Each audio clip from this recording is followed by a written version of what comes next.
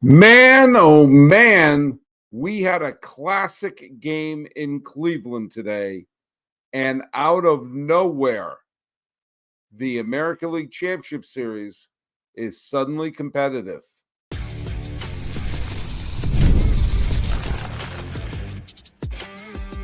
You are Locked On MLB, your daily MLB podcast, part of the Locked On Podcast Network, your team every day.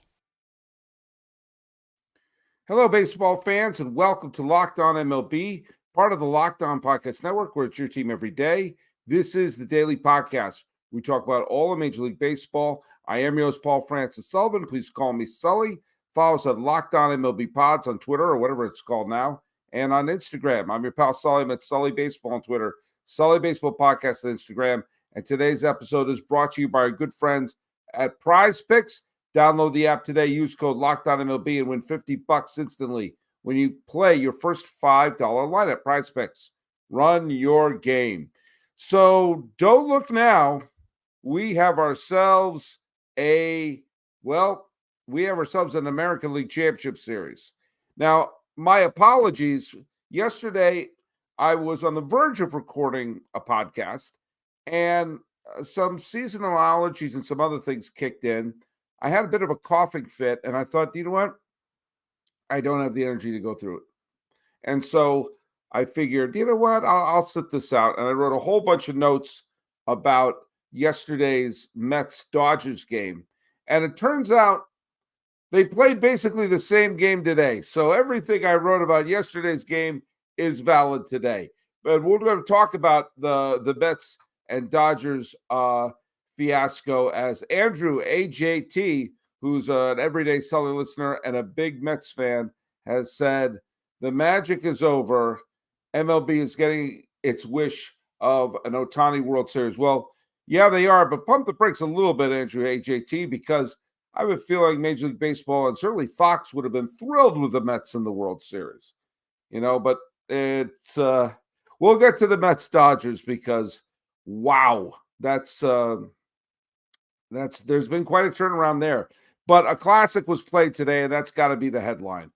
The Yankees and the Guardians locked antlers today, and it really was, there was no other way to put it. It was a classic.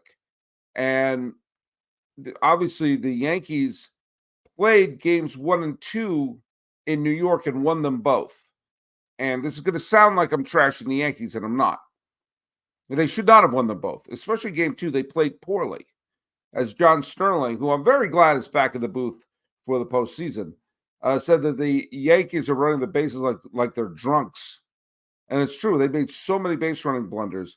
And Cleveland did everything but gift wrap them game 2. And, it was just ridiculous.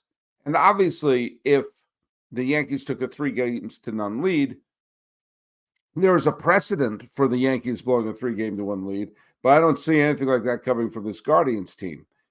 I had the game on at the end of my class day in my school, and when Manzardo came up against Clark Schmidt with 1 on and 1 out in the 3rd inning, and the Yankees already up 1-0, I turned to one of my students. I said, "Would it kill him to hit a home run here?" And he did. He did, and it was. Let me tell you something. Everything from that home run went for the script that Cleveland needed to have to win the game. They took the lead. They added another run, so it was 3-1, and they were able to go. Boyd pitched well. He threw 75 pitches. I'm going to be a bit of a broken record here because if you just do the whole pitcher gives us 4 or 5 innings, and the parade of relievers come in, and you see them go boom, boom, boom, boom, and you win the game. You're not taking into account a reliever not doing their job. You are not taking into account someone wetting the bed. And that is what happened today. Boyd could have thrown a 6th inning. Boyd threw 75 pitches. He walked 3. He let up 2 hits, but he pitched well. You could have pushed him to the 6th. No one could look him in the eye and say they couldn't be pushed to the 6th. But Cade Smith came out, boom. Heron came out, boom. Gaddis struggled, so they're going to go to Clase because he's going to throw what? Another 4-inning save, except this time it didn't work. And he's had a rough postseason of it. This is Ryan Fagan, who is a good follow if you're a baseball fan on Twitter, posted this. He said, regular season, Emmanuel Clase faced 270 batters and allowed 2 home runs. In the postseason, he has faced 24 batters and has allowed 3 home runs. It happens. It happens. You see great pitchers, even some great relievers will cough it up. Dennis Eckersley had one of the greatest relief performances I've ever seen in my life when he won the Cy Young Award and MVP in 1992, but he coughed up the home run to Roberto Alomar. Trevor Hoffman is in the Hall of Fame as a closer, and he had a terrible postseason when the Padres went to the World Series in 1998. He blew a whole bunch of games, a whole bunch of leads in that series. It happens. You can't expect it. But when he came in and faced Judge, and Judge hit that line drive, which I thought, you thought, we all thought was a double, skated right off the top. Boom, tie game. Up comes Giancarlo Stanton. Home run. Suddenly it's 4-3. The air is completely out of the stadium. I thought, you thought, we all thought they were up 3 bagel. They even added an insurance run in the top of the 9th. And Cleveland got the leadoff man on. Boom, double play. And you saw there was no hope. A grand total of 0 hope. Now, Thomas got a double. Good for him off of Weaver.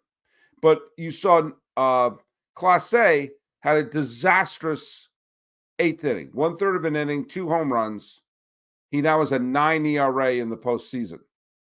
And Weaver has been magnificent. And so here he is. He got 1 strike away from taking a 3-game-to-none lead. And up steps Jhonkensy Noel. And what I loved about this is it was right on right. It was not right on left. It was not all, it wasn't sort of this sort of matchup or that sort of. He brought up the best home run hitter off the bench.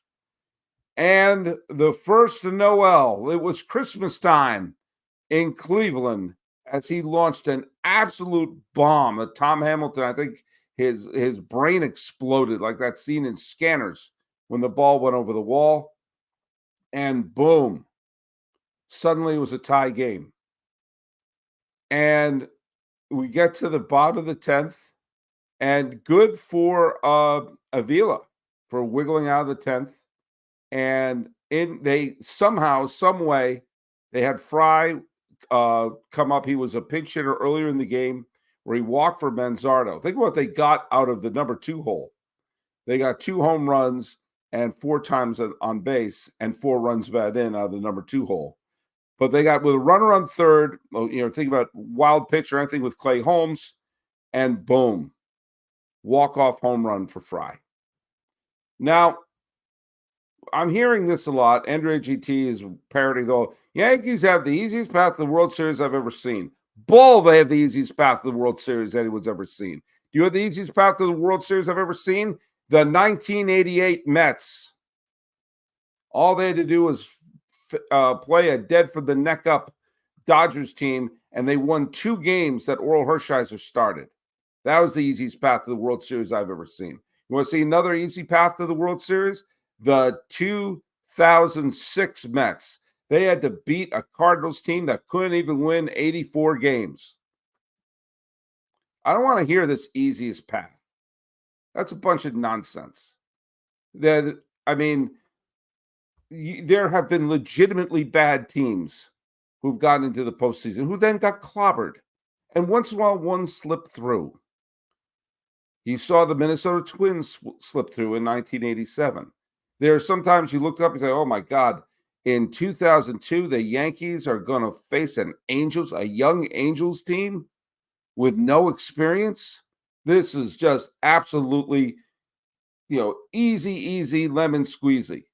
Andrea GT keeps picking up his shovel and digging. They're just happy to be here because they play the White Sox a bunch. Andrew AGT, don't type things unless you're typing something factual. It is now a balanced schedule. So if you say things because they play the White Sox a bunch, I'm sorry, I'm not taking you seriously. It means you're not doing your homework. So sorry, I'm no longer quoting you on here because you're being lazy. You're saying stupid things and being lazy. This is a 92-win team with a dominant bullpen. Have you noticed that 3 AL Central teams made the playoffs this year? And it wasn't because they played the White Sox all the time. If you say that, I'm going to take that and flush it down the toilet where it belongs. Wasn't Baltimore supposed to be great? Wasn't Seattle supposed to have a 10-game lead at one point? Weren't the Astros supposedly stacked? Come on. Stop saying stupid things. And now, guess what's going to happen? Andrew, stop. You're making a fool of yourself. Now, look what's going to happen. I'm not even going to post it. You have Luis Gil is pitching for the Yankees. Now, Luis Gil has not pitched since September 28th. It's been the better part of a month since he's pitched. And he didn't pitch particularly well his last few starts. And one of those teams that got a bunch of runs off of him were the Oakland Athletics and also the Pittsburgh Pirates. And he is going to be handed the ball in an emotional game 4. Now, the Yankees have blown through all of their relievers, as have the Cleveland Guardians.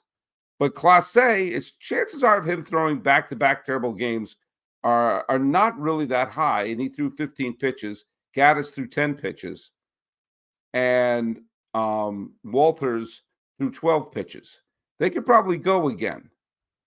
And they're going to be throwing Williams, and who knows what the heck you're going to get out of Williams. But suddenly, you have a home field advantage with Cleveland, and who, despite what some people think, is actually a pretty good baseball team. And you saw that the Yankees are a very streaky team. The Yankees sometimes this season look like a pennant winner, and sometimes didn't. And here they were, one strike away from taking a 3-game-to-none lead. And now, this could really turn around. All Cleveland has to do tomorrow is jump on Luis Gil, cross your fingers, and hope you're getting a good bullpen day after a bad one. And maybe, just maybe, get a big hit every once in a while. You know, Ramirez hasn't exactly lit the world on fire, neither has Naylor. But if they can pick up the slack, maybe something like that can happen. And suddenly you have a 2-game-to-2 lead right there. I'm not saying it's guaranteed, hardly.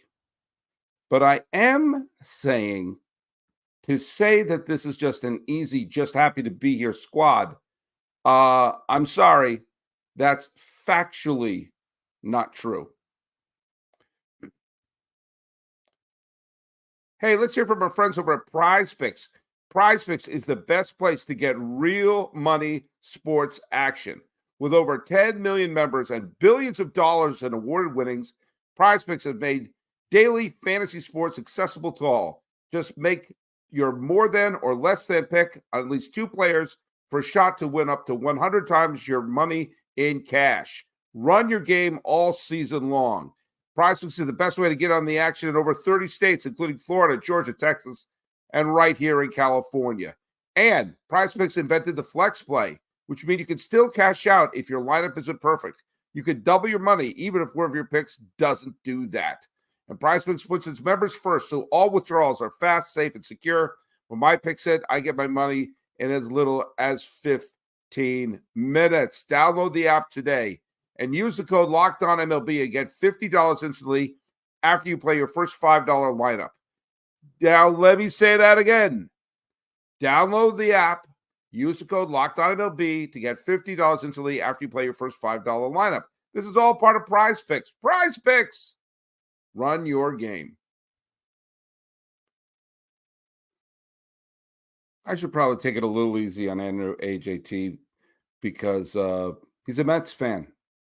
And it's been a rough couple of days to be a Mets fan. It's been a magical few weeks. There's no getting around. Down the stretch, the victories against Atlanta, the Pete Alonso home run, the Francisco Lindor grand slam. It's been unbelievable. OMG, it's been unbelievable. But holy Toledo, when you stop and think about how the Dodgers have turned things around since facing San Diego in an elimination game as a bullpen game, it just keeps getting stranger. It's just stranger and stranger. They held the Padres scoreless for 26 of the last 27 innings they played them, including the final 24 innings were scoreless. Okay? Against the team that looked like they could score at will. They put up a goose egg 26 out of 27 times. And that has become a theme for this Dodger team. Now, they have been doing a revolving door of pitchers, okay? But when you take a look at what has happened in the NLCS, the first 9 innings of the NLCS were shutout. Now, the Mets won the second game, but they were they scored in 3 innings. And then last night they scored in 0 innings. And tonight they scored in 2 innings. Most nights in the postseason, the Dodgers have put up a 0.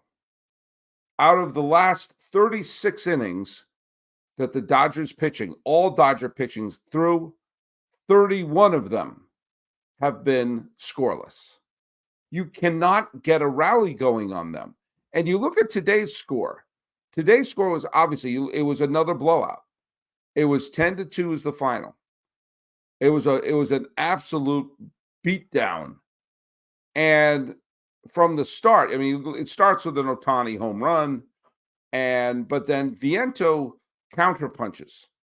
And then the Dodgers score 2 more, but then the Mets load the bases and get the run on the double play ball. And then that's it.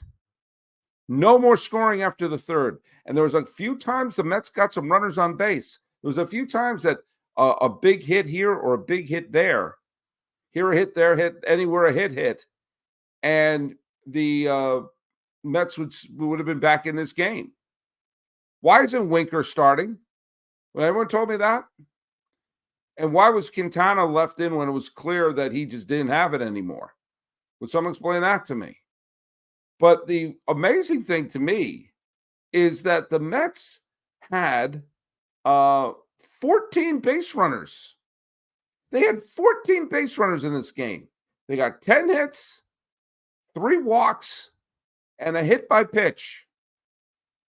And they scored 2 runs, one of them on a bases loaded, what looked like was going to be a double play. They could not get the big hit to save their life. And the Dodgers just got on base at will. I mean, Muncy went on that rampage, where was it, 12 straight times he got on base, including a home run the other day. Ohtani hit the massive home run in game 3 and start off today hitting a home run too. He got on base 4 times and scored all 4 times. The only time he didn't get on base was, they got him out twice. That's right. They just struck him out at the end. And then Mookie Betts, 4 hits, 4 runs batted in, 3 runs scored. Tommy Edman, unbelievable. 2 doubles. He drove in 3. Muncy got on base 4 times. I mean, the Dodgers only got 2 more hits than the Mets did, but they also walked 9 times. And we're looking at a team that, look, it's been a fun ride for the Mets. And there have been teams that have looked absolutely lost, dead, kaput, they're done, and sometimes even humiliated, who've gotten off the mat and won. There are some teams that I've seen in the league. When I've seen some of the teams that I've seen come back from a 3-game to 1 deficit, some of them just absolutely were teams that go, okay, this is over. This is kind of humiliating. Hell, the Diamondbacks just last year, which wasn't 3 games to 1, but they just looked absolutely just happy to be there in so many ways. The Giants in 2012, when St. Louis took a 3-game to 1 lead on them. Yeah, there you go. And here you go. And so it's not necessarily over for the Mets. But wow, they have to get a big hit. And getting the big hit was what they did against Milwaukee, what they did against Atlanta, what they did against Philadelphia. But the Dodgers seem to remember that they're the Dodgers. And if you are a fan of the Mets, then you've better hope that they can jump on Flaherty tomorrow. And when we come back, I'm going to talk a little bit about why I am unabashedly rooting for the Mets tomorrow. And I think some of you know why.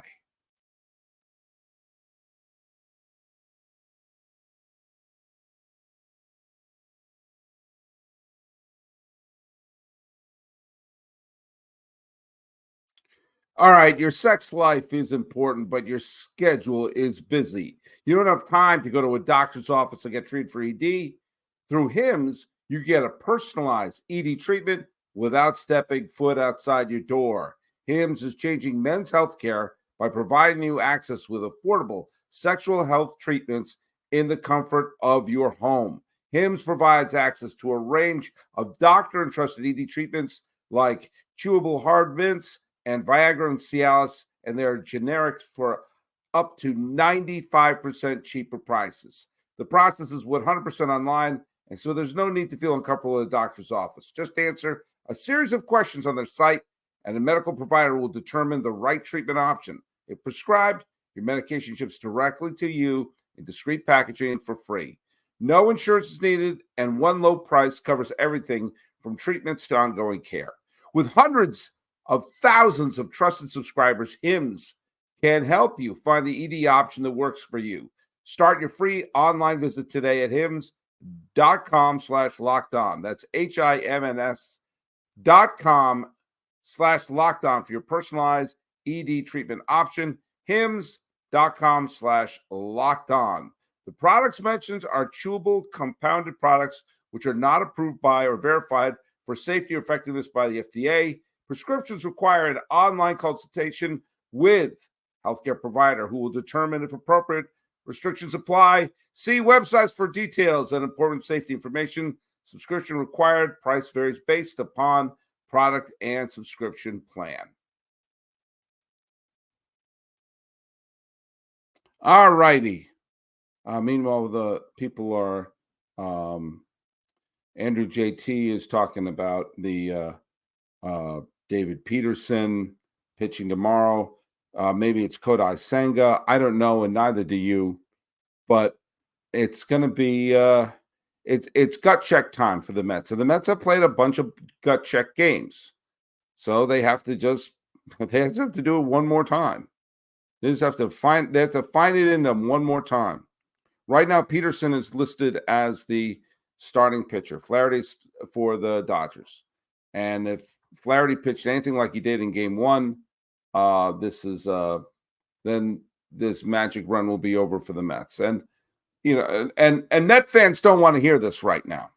Met fans don't want to hear that. Hey, when you were having a losing record pretty deep in the season, if I told you you'd be getting to Game 5 in the NLCS, you'd take it. We'd all take it if anyone was a Met fan.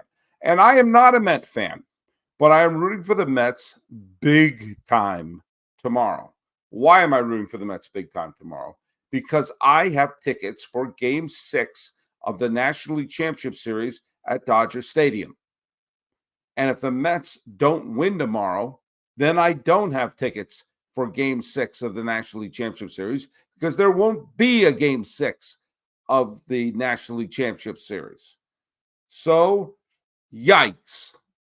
Come on, Mets. I want to go to one more baseball game this year. And if the Dodgers win tomorrow, I get a refund. Hooray. I don't want a refund. I want to go to a playoff game this year. Now, if the Dodgers win, I may have to go see if I get a World Series ticket. But there's the rub. If they play games 1 and 2 and 6 and 7 in Los Angeles, then those are during the week. And Game 6 of the National League Championship Series is on the weekend, on Sunday. That's a little more convenient for me, a little more convenient for anybody. It is possible, of course. They have to hope that Flaherty has a bad game. Flaherty's been up and down. Now, is David Peterson a long-term solution? No. You're hoping for him to maybe get 3 or 4 innings and then see what you can do. And it's going to be Johnny Allstaff tomorrow. You cannot hold back. You have to try to win. Now, the interesting thing is I've been criticizing teams for not letting the starting pitcher go an extra inning, push it a little bit, because if, for example, if the New York-Cleveland game went into the 12th, 13th, 14th inning today, who knows who would have been able to pitch? Having a starting pitcher go a little bit deeper in the game means you may have a couple other pitchers available later on. That being said, the Dodgers have been doing all sorts of stuff. They pulled Yamamoto early today. They did this, that, and the other thing. They pulled Walker Buehler after 4 innings. That being said, the playoffs in many ways are binary. Did you win? Did you lose? How did you win? Who cares? How pretty was the win? Who cares? Who got the decision? Doesn't matter. And it's real hard to look at these stats like 31 out of 36 innings being scoreless. It's tough to argue with what the Dodgers are doing. And if they play this sort of, hey, 4 innings here, an inning third here, an inning third there, and they wind up being the team jumping up and down as the champion, and right now they sure as heck look like they're the favorite to win the World Series, then if you're a Dodger fan, and I know a lot of them, they won't care less if the starter didn't go long. So this is why baseball playoffs are the greatest of them all. We had a weird, wild day of playoffs today, and we have to play again tomorrow. In less than 24 hours, we got baseball going up again. So follow us on Locked On MLB Pods on Twitter or on Instagram. I am your pal Sully. I'm at Sully Baseball on Twitter, Sully Baseball Podcast on Instagram. Breaking down an ALCS that's suddenly competitive and an NLCS that's not. This has been Locked On MLB. I am your host, Paul Francis Sullivan. Good night, everybody. And you can call me Sully.